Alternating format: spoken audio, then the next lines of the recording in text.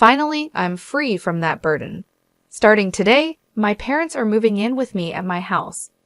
When my parents passed away, my husband Scott demolished our family home and stood in front of its site. He blurted out, "Hurry up and bring the inheritance to our place." I stood there in shock and asked, "What are you talking about? Have you lost your mind?" At his words, I couldn't help but laugh. I realized what this was all about. "Why are you laughing? Don't you understand?" Scott and my in-laws looked at me, puzzled. That's when I told them the truth. My name is Amy Jackson. I was born the eldest daughter of ordinary office worker parents. I have one brother, and we were a very normal family. I married Scott when I was 30, and we had 2 kids. Balancing work and parenting, I suddenly found myself at 52. My son Eric and daughter Judy had grown up to be fine adults, each living on their own and starting their careers. Now was the time to relax with my husband. It was an ordinary life, but I was happy. I thought I would continue to age like this, but my simple life changed one winter day.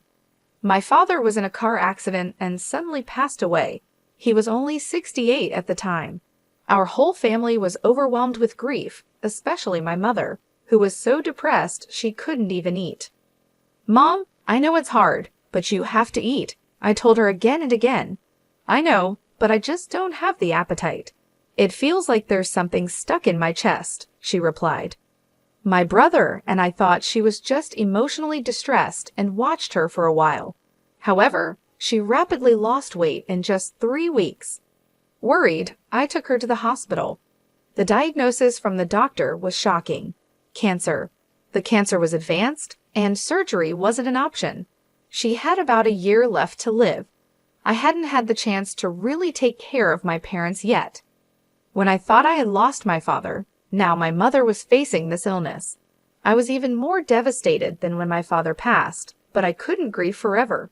My brother lived far away and couldn't help, so it was up to me to take care of my mother. I told Scott that I wanted to live with my mother. I couldn't leave her alone, both emotionally and physically, during her illness. But Scott's reaction surprised me.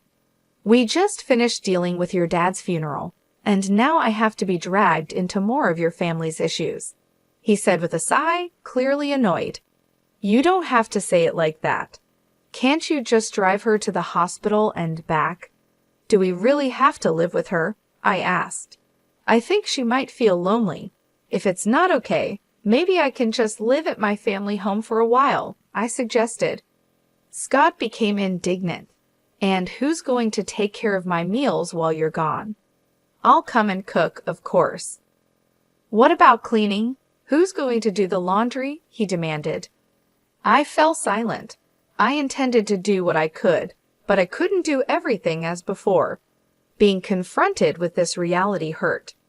If someone said I was being selfish for wanting to care for my mother, I wouldn't be able to argue back.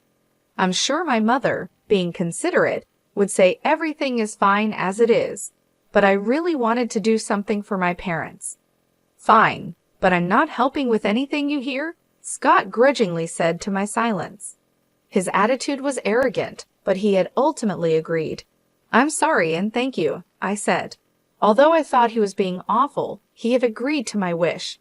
I suppressed my desire to argue back and thanked him. Despite the trouble, Scott and I started living with my mother at my family home. We had originally been living in a house provided by Scott's employer. Scott was an only child, and since his father really wanted us to live together, we didn't plan on buying our own home. We were going to eventually move in with Scott's parents. Living in the company housing was more convenient for work, and the rent was only about $1,000 a month, so it wasn't a big burden. But now that we've moved to my family home, we don't have to pay that anymore, and we have more space. I think living together wasn't all bad for Scott. True to his word, Scott didn't help with anything, but I'm glad I could live with my mother. She seemed energetic, but she often felt weak and spent a lot of time lying down during the day. I prepared her meals, fed her, and managed her medication. It would have been impossible for her to do all that alone. "I'm sorry, Amy. Thank you. It's a big help that you're here with me. I should thank Scott too, my mother said, expressing her gratitude many times. She was unaware of the harsh words Scott had said about living together, so she was grateful to him too. One evening, after my mother had gone to bed and Scott returned home, I brought up the subject of my mother's treatment while serving dinner. Scott glared at me and said, "I don't know what you want me to say.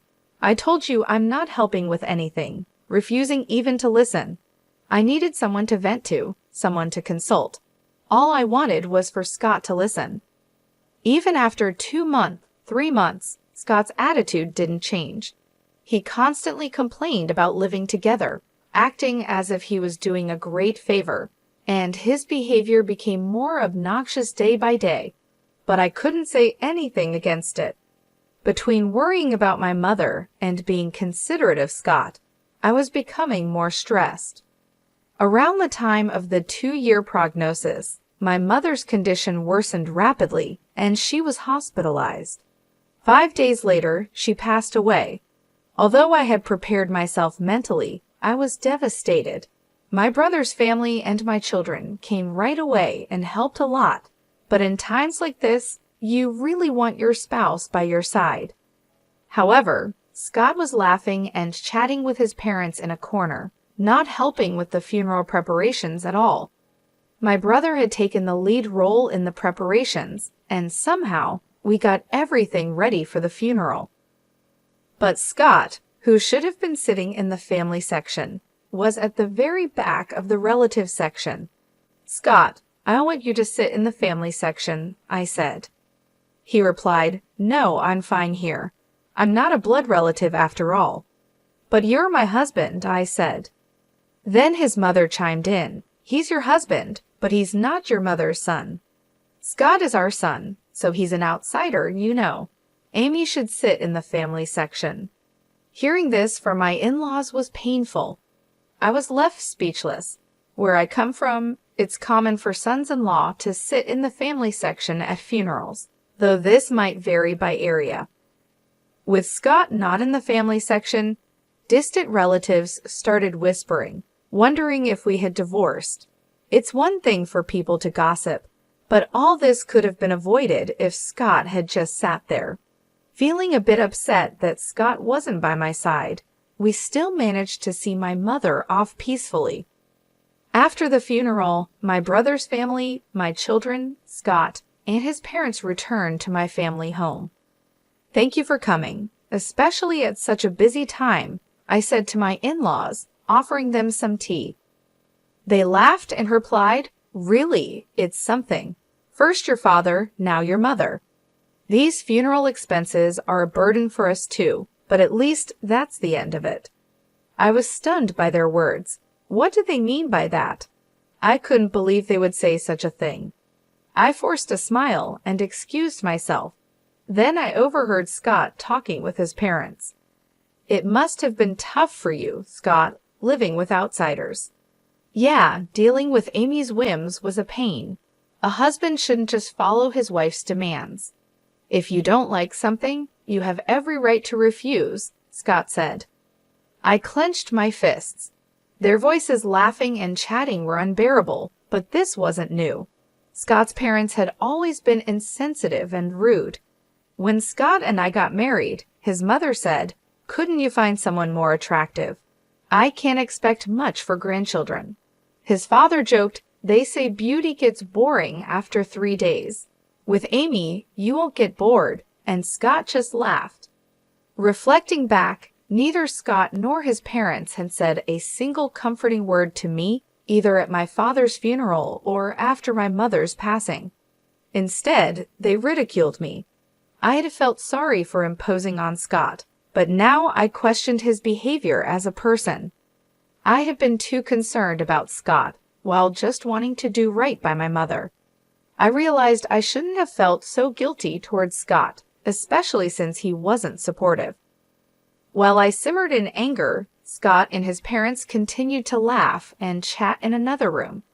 If my brother's family and my kids had heard them, they would have been upset, but fortunately, they were in the kitchen. I was relieved to be the only one who heard Scott and his parents' conversation. Then my mother-in-law spoke up. "Amy," she called. "Yes," I replied, startled. "Can I have this?" she asked, holding my mother's purse. Confused, I stammered, "Oh, well. Your mother won't be needing it anymore, right?" Scott suggested I take it home. "Maybe I'll just keep it," she said, holding up the purse and inspecting it. I couldn't believe her audacity, especially right after the funeral. I took the purse from her and said firmly, "No, you can't." Her expression changed, not because of the purse, but because I, her daughter-in-law, stood up to her. Yet, I stood my ground. "We're not ready to sort through my mother's belongings yet. We'll distribute her keepsakes among the family later." My mother-in-law turned red with anger. "What do you mean? Are you saying I'm an outsider?" "You said earlier at the funeral that even Scott was an outsider to my mother. How come Scott is an outsider but your family isn't?" I retorted. Hearing this, Scott and his father also turned red. "What are you saying? Apologize to Mom. How disrespectful of a daughter-in-law to talk like that." Their commotion drew everyone from the other room. I didn't expect to be called an outsider after all the effort we put into attending the funeral. "Let's go home, Dad," my mother-in-law shouted at me in front of everyone and stormed out of our house. For some reason, even Scott was angry and left with his parents. "What happened? Did you really call your mother-in-law an outsider?" everyone asked me. Having heard only her side, taken out of context, it might have seemed like I was the one being harsh. But I explained the situation to everyone, and not a single person blamed me. Grandpa and Grandma should be more considerate of other people's feelings. That's just how Dad, Grandma, and Grandpa have always been. My children sided with me. But I still couldn't forgive those three. Scott hadn't come home for a while since that day, and I hadn't contacted him either. I didn't think I should be the one to apologize, and I wasn't sure if I could forgive him even if he did. But I knew things couldn't stay this way forever. Then one day, Scott came back. "Welcome home," I greeted him, suppressing the anger that flared up at the sight of him. "It's been tough, huh?" His gruff words were an attempt at showing concern, and I was taken aback. "Take the kids and go on a trip. It'll be a good change of scenery for you," he said, handing me travel vouchers. I was speechless. Instead, tears started to stream down my face.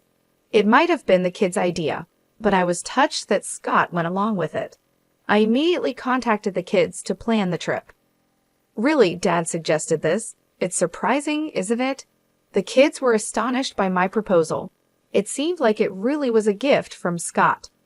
"I wonder if Dad feels bad about what happened," I said, laughing. I gratefully accepted the travel vouchers from Scott. "I'll be off then." "Yeah, take your time. Stay with the kids at their places too. Why not?" "Really, I can't be away that long." "Don't worry about me. I'll relax at my parents'. Just enjoy yourself." With that, Scott sent me off. Judy was happy to have me visit, so before the spa trip, I stopped by her place and then Gary's.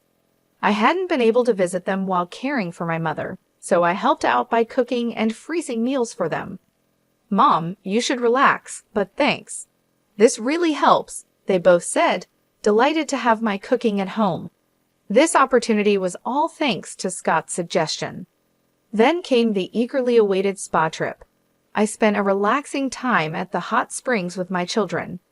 The weariness from caregiving and the sorrow of losing my parents seemed to have healed quite a bit.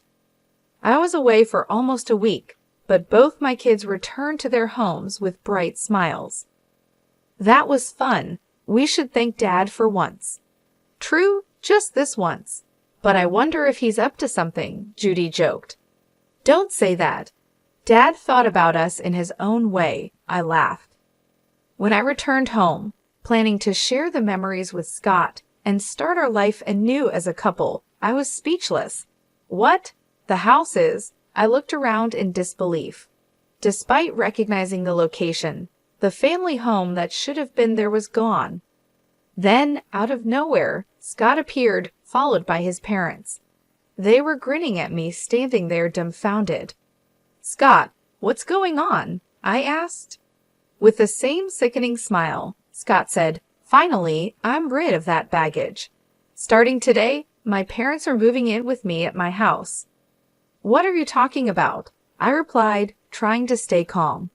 "Have you lost your mind? Your family home has been demolished. Bring the inheritance to our place quickly. Whatever you inherited, it's Scott's now."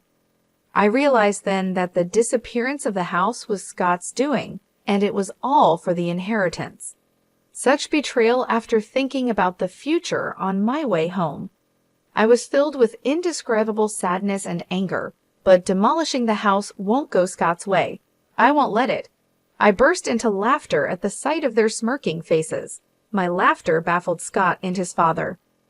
"Why are you laughing? What a weird woman. Has she gone crazy?" my mother-in-law said, looking at me as if I were eerie. Facing the three of them, I spoke up. "Don't you guys know what you're talking about? I haven't inherited a single penny, so there's no inheritance." After saying that, I burst into laughter again. They had mistakenly thought they'd become rich from the inheritance. Their wild imaginations and actions had me in uncontrollable laughter.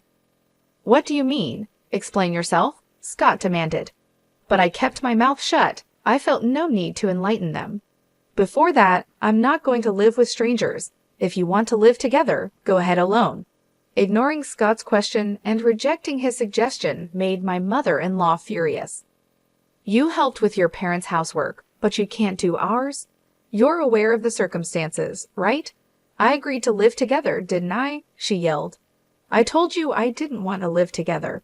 Have you forgotten that? You chose to live together to avoid housework." I refuted them one after another. "Also, demolishing the family home like that, there are things you just shouldn't do."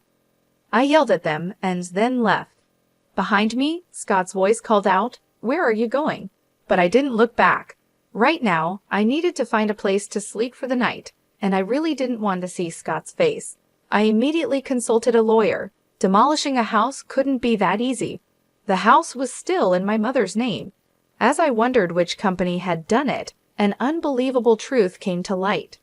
Scott and his father had demolished it themselves. His father, who worked in demolition, enlisted the help of acquaintances and even rented heavy machinery. The planning was meticulous. Moreover, they even gave me travel vouchers to get rid of me. Tears welled up in my eyes at the realization of being deceived. The frustration was unbearable. Is there any way to punish all three of them? I tearfully explained my situation. The lawyer smiled at me kindly. "Scott unlawfully demolished the house in your mother's name. He could be charged with property destruction and held liable for damages. Let's start by demanding a formal apology from Scott and his parents." I nodded in agreement, and the lawyer quickly took the necessary actions.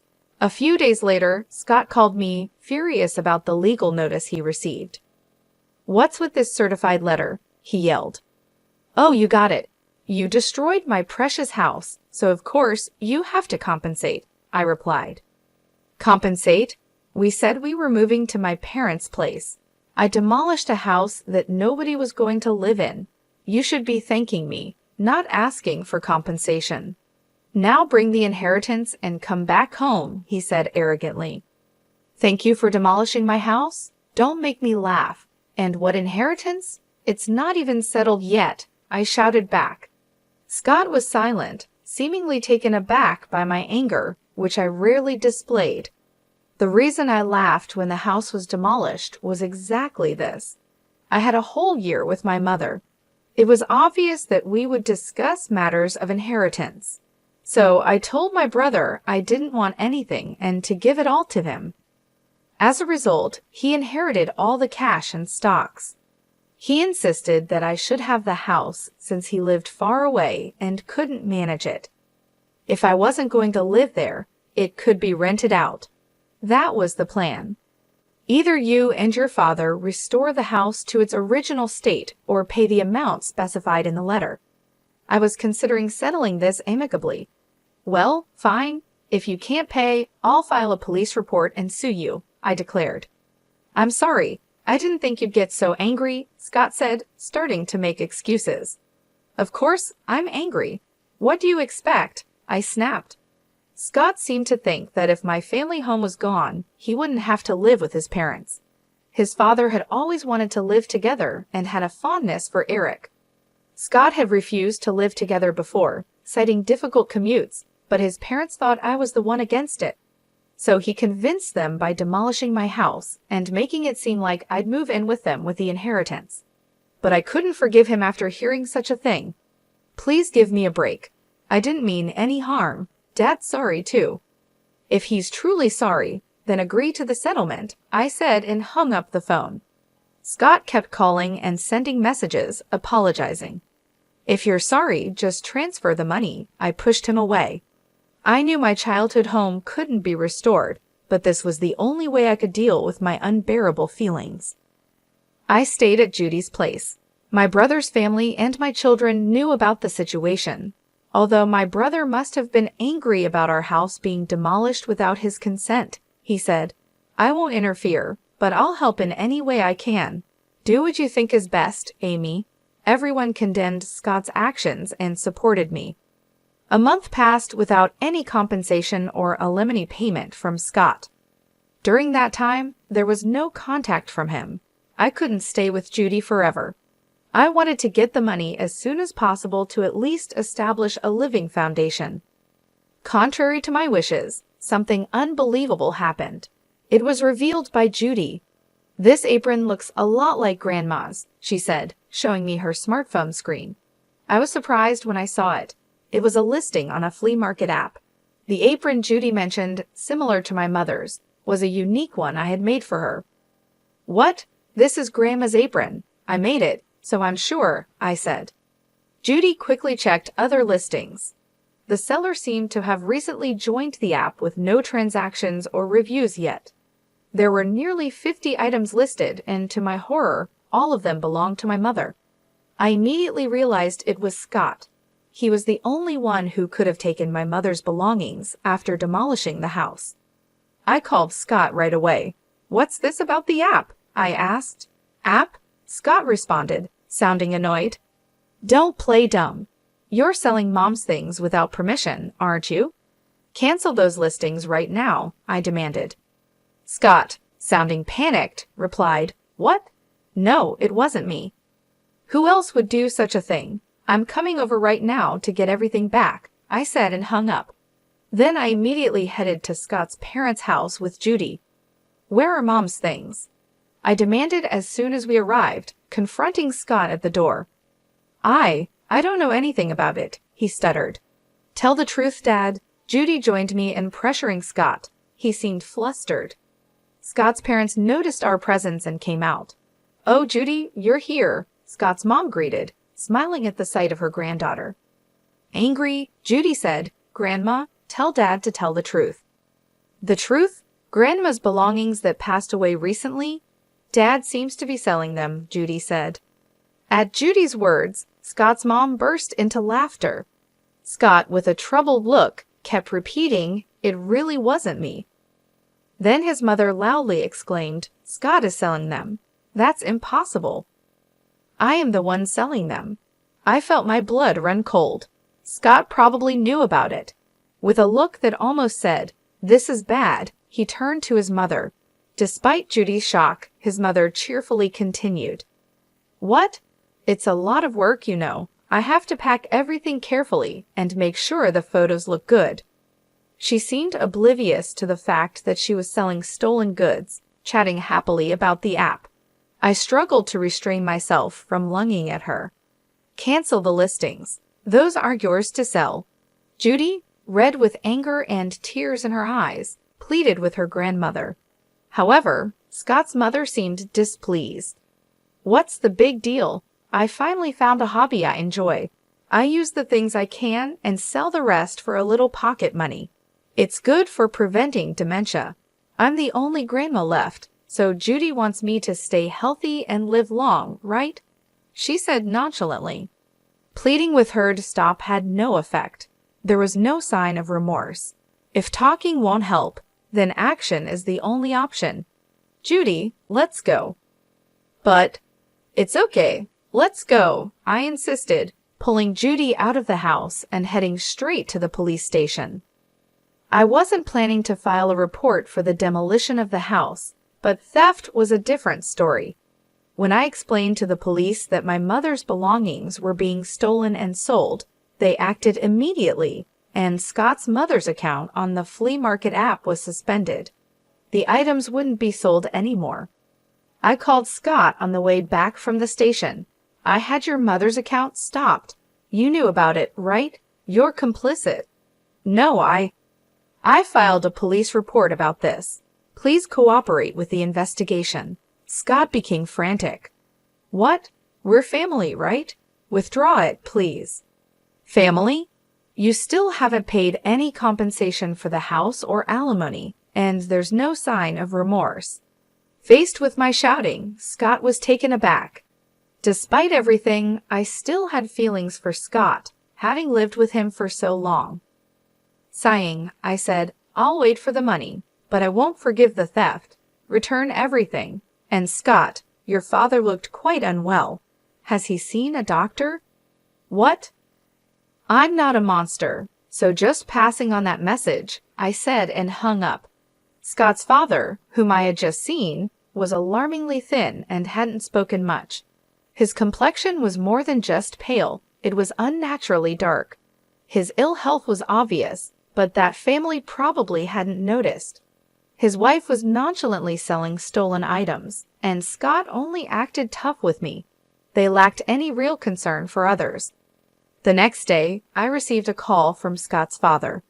Expecting it to be a thank you call, I answered. I got the complete opposite reaction. What do you mean by treating me like a sick person? Planning to dump me in a hospital to get rid of the hassle? I need to protect Scott and my wife from you. I'm not going to any hospital, he scolded. It was shocking to be reprimanded when I was just concerned. Sorry for overstepping. I was just worried. Humph, I'm not frail or short-lived like your parents. Don't make a fool of me, he snapped. I was infuriated by his words, but a few days later, he apparently felt unwell enough to visit the hospital. The diagnosis was terminal cancer. Scott called me in a panic. Dad's got terminal cancer. What am I going to do? I just snorted. I don't know. What did he say when I suggested going to the hospital? He said, I'm not frail or short-lived like your parents, so deal with it yourself. How can you be so heartless, Amy? I never thought you'd be such a person. Did you ever say a single warm word when my mother was sick? Reflect on your own actions, I said and hung up. As expected, Scott's father passed away soon after.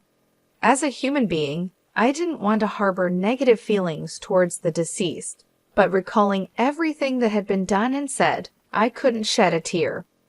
After his funeral, his will was found. Despite all this talk of not being short-lived, he had made thorough preparations. The house goes to the grandson Eric. The rest of the estate is to be divided between my wife and eldest son. I was surprised to see Eric's name. Scott's father had always favored him, wanting to live with him. He must have wanted Eric to have the house even after his death. It was a nuisance for Eric. Renounce the inheritance. You don't need that house, do you? I told Eric, but he was happy to receive it. Inheriting the house was more of a burden than a benefit due to inheritance tax. But if he was pleased, I had no right to say anything. Following the will, Eric inherited the house. His grandmother was happy and paid the inheritance tax. He's our successor, after all, she said. While that's not wrong, I felt a bit sad as if Eric had been taken from me. Then something unbelievable happened next. Come over to our house. Scott's call prompted me to head straight to his parents' house. When I arrived, I saw Scott's mother and Scott himself standing in front of their house, stunned. Just like I once had been, the site was filled with heavy machinery and trucks labeled with demolition company names. Workers were tearing down their house right before our eyes. What's going on? It's my house. I can do what I want with it, Eric said, appearing from somewhere, looking satisfied as he watched the demolition. Eric, what are you doing? Stop this right now, Scott shouted. Stopping it now won't make it livable anyway, Eric replied. What have you done? Scott's mother and Scott were begging Eric, but Eric just laughed. Did you forget what Grandpa and Dad did to Mom? Grandma, you were awful to Mom too, right? Did you apologize? Eric's smile turned into a sharp glare at Scott's mother and Scott. They fell to their knees as the heavy machinery continued to noisily dismantle their house. I finally felt relieved seeing this scene. Later, Scott finally paid the damages and compensation from the inherited assets. The stolen items that Scott's mother took from my mother were retrieved by Eric and safely returned to me. You always have me and Judy, Eric said, and I finally shed tears of relief. Scott's mother and Scott, having lost their house and left with no money, were now living in a company house again. Scott and I had moved out of the company house, but now Scott and his mother had to return, becoming the subject of rumors. I explained the whole truth to Scott's colleague's wife, who we were on good terms with. Scott and his mother will likely have a hard life in the company housing, but it's their own doing. After Scott's retirement, they'll be forced to save up for a new place to live. I sometimes think about asking my friend how Scott and his mother are living now, just to have something to talk about. After that, I continued to stay at Judy's house. Then Eric got engaged to be married. He was planning to build a house. The land of the former family home sold for a decent amount, and I was glad to see that even that house served a purpose. Mom, come live with us, Eric offered. His fiancée welcomed me warmly. Since I couldn't keep relying on Judy, who lived alone, indefinitely, I decided to take Eric up on his offer. I am thinking of living happily with my new family, determined not to become a mother-in-law like my own mother-in-law.